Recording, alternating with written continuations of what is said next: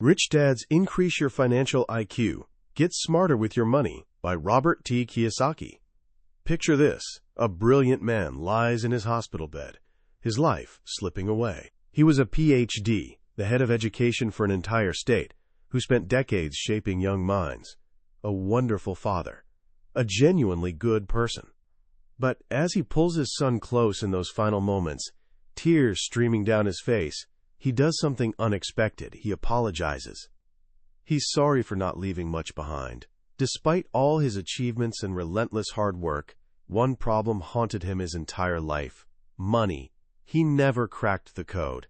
And now, at the end, he feels like he failed. This was Robert T. Kiyosaki's father, his poor dad. This gut-wrenching moment is the beating heart of one of the most transformative financial books ever written, Increase Your Financial IQ. This isn't just a follow-up to Rich Dad, Poor Dad, the legendary book that sold over 28 million copies and rewired how millions think about money. This is the instruction manual. It answers the haunting question that story leaves us with. If someone so smart and hardworking can struggle financially, what chance do the rest of us have? Kiyosaki's answer is both simple and revolutionary. It's not your job that creates wealth, not how many hours you grind, not even the money itself. It's your financial intelligence. Over the next several minutes, I'm going to walk you through the 5 essential financial IQs that Kiyosaki learned from his street-smart rich dad, not his highly educated poor dad.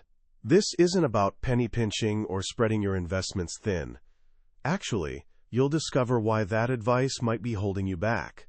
This is about solving the one problem that cripples countless lives. By the time we're done, you won't just think about money differently. You'll realize your greatest asset isn't in your bank account. It's sitting right between your ears. And I'll give you the framework to make it infinitely more powerful. Let's kick things off with a deceptively simple question. Does having money make you rich? Surprisingly, the answer is no. We've all heard the stories. The lottery winner who's broke within 5 years. The young athlete with $100 million contract who files for bankruptcy. MC Hammer, going from a mansion and a fleet of luxury cars to losing it all in what seemed like a heartbeat.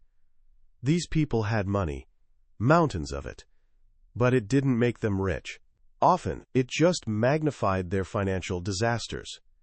Here's the first big lesson from Kiyosaki's Rich Dad. Everyone has money problems. Poor people struggle with not having enough. But rich people? They face the challenge of having too much to manage, protect, and invest wisely. So if you're going to have a money problem either way, which would you prefer? Most people spend their entire lives trying to solve not enough money in all the wrong ways. They think a better job will fix it, or a raise, or working harder. But as Kiyosaki witnessed with his own father, a bigger paycheck often just means a more expensive lifestyle and deeper debt. Education doesn't solve it either. The world is packed with highly educated people who are financially struggling. So what actually solves money problems? Financial intelligence. Kiyosaki's Rich Dad taught him that money problems are like a gym workout for your brain. Avoid them, and you stay weak. Use credit cards to pretend they don't exist, and they grow stronger. Like a weed, you only trim at the surface. But face a money problem head-on and solve it. Your financial intelligence grows. You get sharper. And once you're sharper, you can tackle bigger challenges. Solving bigger challenges is what creates wealth.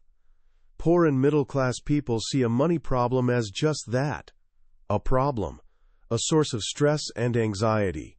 Rich people see it as an opportunity to learn, grow, and become more capable.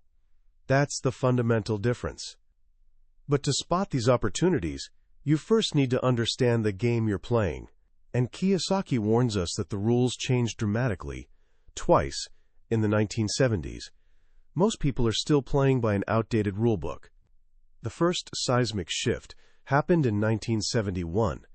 President Nixon pulled the U.S. dollar off the gold standard. In that instant, the dollar stopped being real money and became a currency. Think about that word, currency. Like an electrical current or ocean current, it has to keep flowing. When it stops, it loses value. Before 1971, saving money was smart because your dollars were backed by gold. After 1971, saving money became what Kiyosaki calls financial insanity. Why? Because the government could now print unlimited currency, and with every new bill printed, the ones in your savings account became worth a little less. Savers became losers. Debtors, believe it or not, became winners. It became smarter to borrow money and pay it back later with cheaper, less valuable dollars. A whole new form of capitalism was born. The second shakeup came in 1974 when businesses started phasing out guaranteed pensions, those promises of a paycheck for life. Suddenly, retirement planning shifted from the company to you. You were now responsible for investing your own future through plans like the 401k. The problem? Schools never got the memo. They never started teaching you how to invest. It was like being shoved into a stormy ocean in a boat with no rudder and no map. These two changes created the perfect storm. People were now responsible for their own financial future, using a currency constantly losing value, with zero financial education to guide them. This is the world we're living in. And this is why developing your financial IQ isn't just for people who want to be wealthy. It's essential for anyone who wants to survive. So what exactly is financial IQ? Kiyosaki breaks it into 5 core intelligences. Mastering these is your true path to wealth. First up is financial IQ 1, making more money. This seems obvious. Someone earning $1 million a year has a higher financial IQ 1 than someone making $30,000. But it's not just about the amount. It's about how you make it, and, more importantly, what you're willing to endure to learn. Kiyosaki's own story perfectly illustrates this. After graduating from a prestigious academy and serving as a pilot in Vietnam, he had 2 impressive job offers. He could return as a ship's officer for Standard Oil, earning the modern equivalent of $140,000 a year, or become an airline pilot for a very comfortable salary. Instead, he took a sales job at Xerox in Honolulu for just $720 a month. His family thought he'd lost his mind. He took a massive pay cut. Why? Because he wasn't chasing the money, he was chasing the education. Robert knew he wanted to be an entrepreneur, but he was painfully shy and terrified of rejection. 2 death sentences for any business owner. Xerox had one of the world's best sales training programs. He chose the most difficult path, the one with the smallest immediate paycheck, because it offered the greatest long-term education. He chose the process over the paycheck. For the first 2 years, he was terrible, nearly fired multiple times, but he refused to quit. His rich dad's advice kept echoing. You can quit when you win, but never quit because you're losing. Eventually, the training clicked. He faced his fears, learned to sell, and became his branch's #1 salesperson. Only then, once he'd won, did he quit. He had solved the problem of shyness and rejection, dramatically increasing his ability to make money. He then launched his first real business, making nylon and Velcro surfer wallets. It exploded, making him a millionaire. Then, just as quickly, it collapsed, leaving him nearly $1 million in debt. Again, he wanted to quit, to run away, to declare bankruptcy. But his rich dad encouraged him to stay and clean up the mess. Solving this problem, he said, will be the best education you could ever ask for. And he was right. Rebuilding that business from the wreckage taught him about manufacturing, licensing, international business, and protecting intellectual property. It was his real-world MBA. This is the secret to making more money. It's not about landing a high-paying job. It's about choosing a path of learning, facing the problems that pop up, and developing the skills and emotional strength to solve them. The money isn't the goal. It's the byproduct of the process. It's the score you get for becoming smarter and more capable. But making money is only step 1. What's the point if you can't keep it? This brings us to financial IQ 2, protecting your money. Kiyosaki's rich dad taught him a simple but powerful lesson Using a farmer analogy, a farmer has to protect his crops from bunnies, birds, and bugs.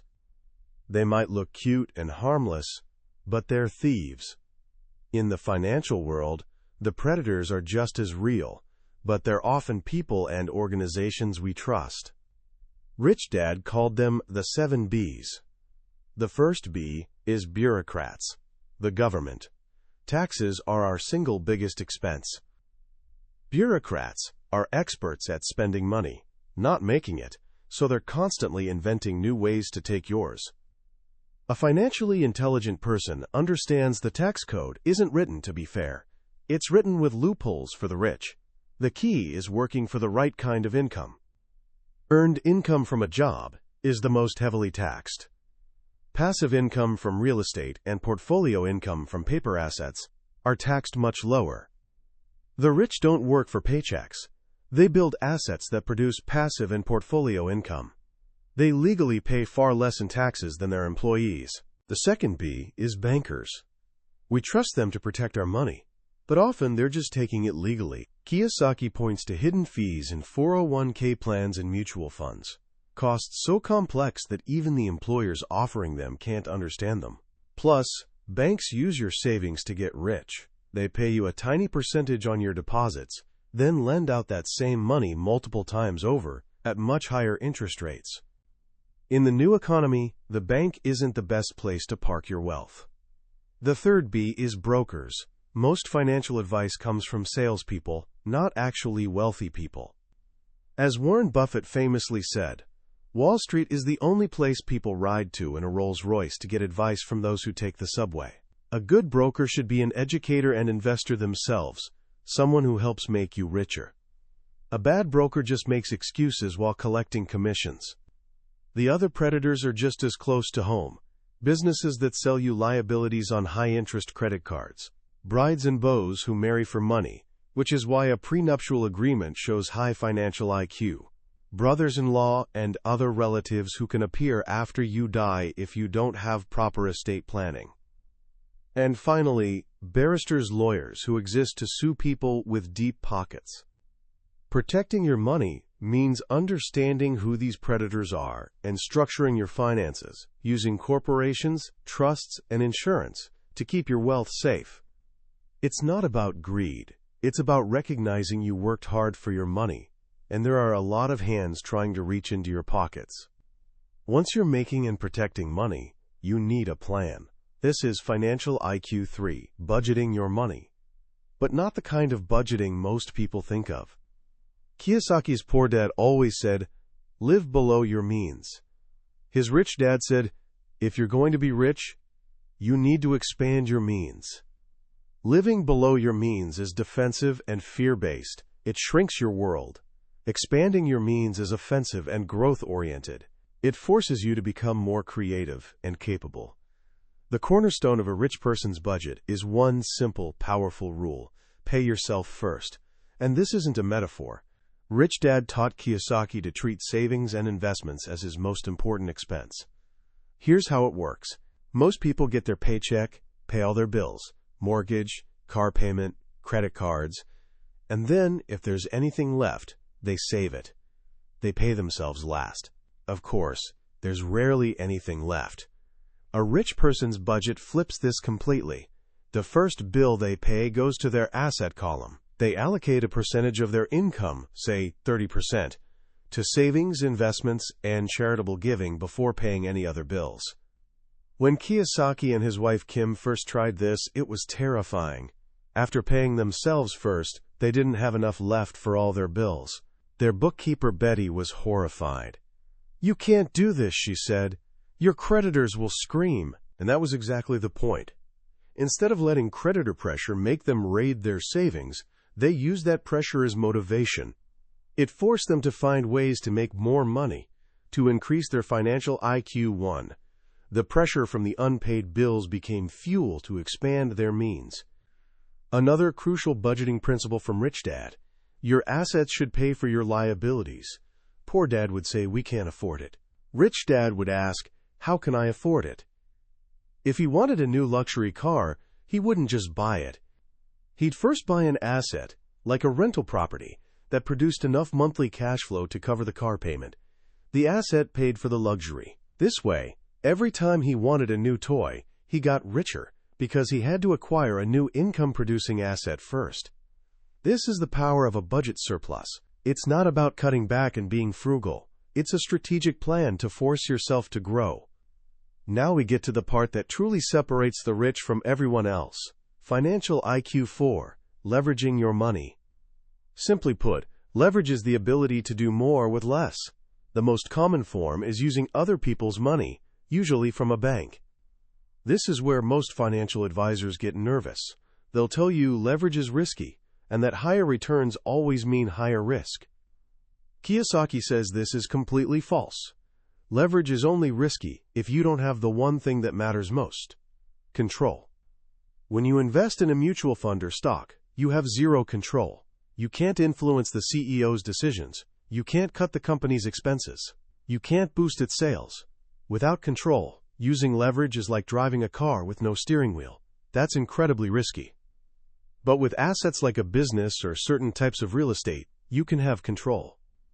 Kiyosaki gives the example of a 300-unit apartment building he bought for $17 million.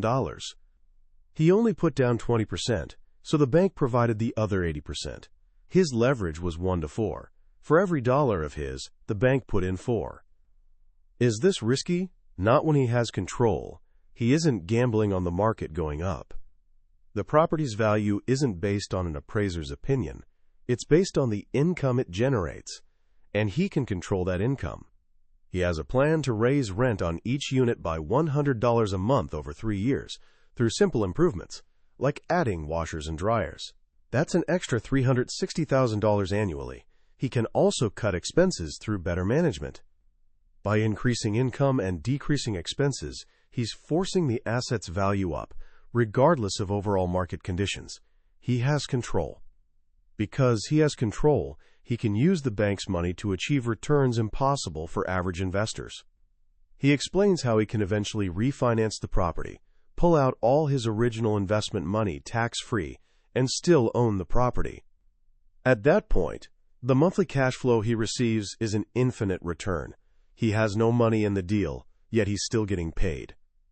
This is ultimate leverage. This is what financial intelligence makes possible. You can't do this with a 401k.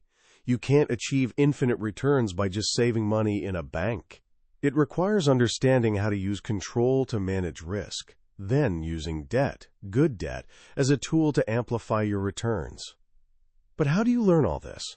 How do you know which deals are good, which information is reliable, and which trends to follow? That brings us to the final and most important intelligence. Financial IQ 5. Improving your financial information. We live in the information age, but the real problem is information overload. How do you sort the valuable from the worthless, the facts from the opinions?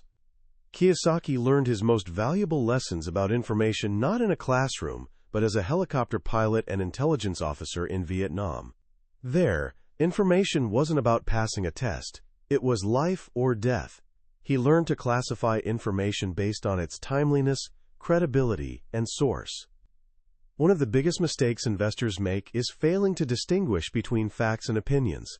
This stock is going to go up is an opinion. This rental property generates $500 a month in positive cash flow after all expenses is a fact. Most average investors, especially those investing for capital gains hoping the price will rise, are investing based on opinions. They're gambling. Professional investors invest based on facts, like cash flow, while using opinions to analyze future trends. Another key is understanding the importance of being an insider. This doesn't mean illegal insider trading. It means getting as close to the asset as possible. When you own your own business or rental property, you're the ultimate insider. You have all the information. When you buy a mutual fund, you're the ultimate outsider. By the time you read about a company in the newspaper, the insiders have already made their moves. Finally, Kiyosaki emphasizes the power of understanding trends. He tells a story about trying to buy gold behind enemy lines in Vietnam. He thought desperate miners would sell cheap. He was wrong. A tiny, uneducated old woman wouldn't budge on price. She knew the global price of gold. And she knew that with the war escalating, the trend was on her side. Currencies were failing, and people were fleeing to gold safety. She was more financially intelligent than he was. That day he learned it's not the asset that makes you rich, it's the information about the asset. Putting it all together, Kiyosaki's 5 financial IQs form a system. You learn to make more money not just for a paycheck but through solving problems. You structure your life to protect that money from predators. You create a budget that forces you to expand your means and acquire assets. You use control and leverage to make your money work harder than you ever could. And you do it all by constantly improving the quality of your financial information. When all 5 intelligences work together, you achieve what Kiyosaki calls financial integrity, a state of wholeness where your financial life is sound, complete, and resilient. To achieve this integrity, you have to develop what he calls your financial genius. This isn't about being a math whiz or straight-A student. It's about getting all 3 parts of your brain, the logical left brain, the creative right brain, and the powerful emotional subconscious brain, to work together. Most people fail financially because their subconscious brain, driven by fear taught in school and at home, sabotages their logical plans. Their left brain knows they should invest, but their subconscious brain screams, "It's too risky. What if you fail?"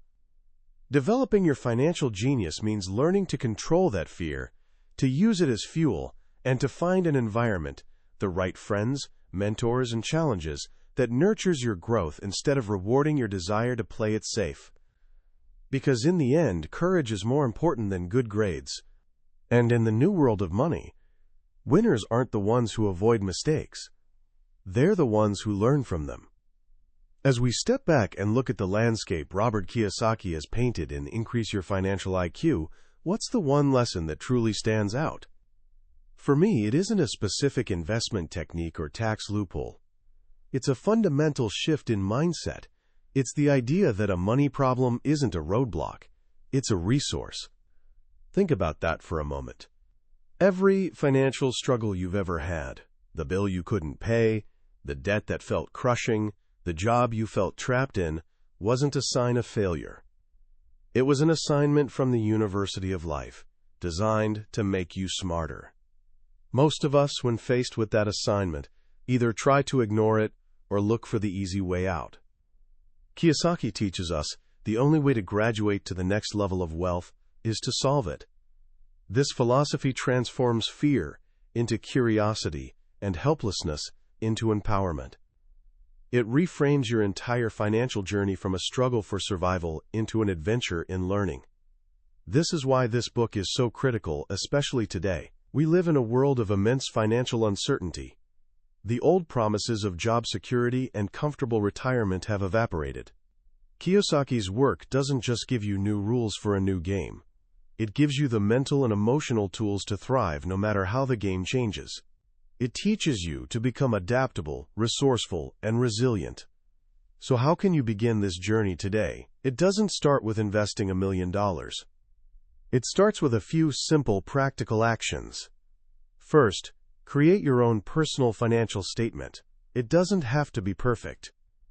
Just grab a piece of paper and draw the 4 quadrants: income, expenses, assets, and liabilities. Fill it out honestly.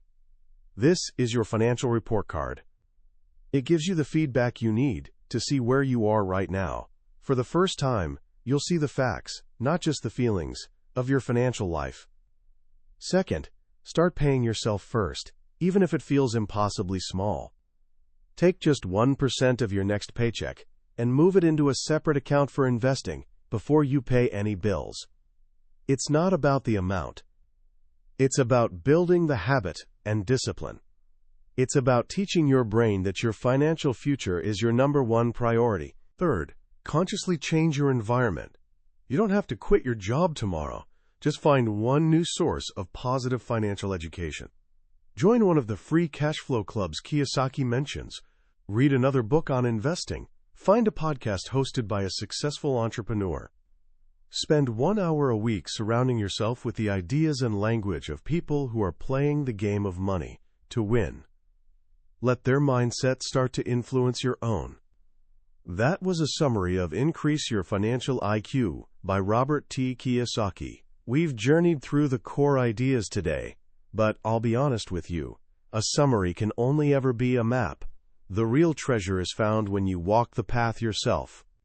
The true power of this book emerges in the quiet moments of reading, when a story connects with your own life, or a simple phrase unlocks a new way of thinking.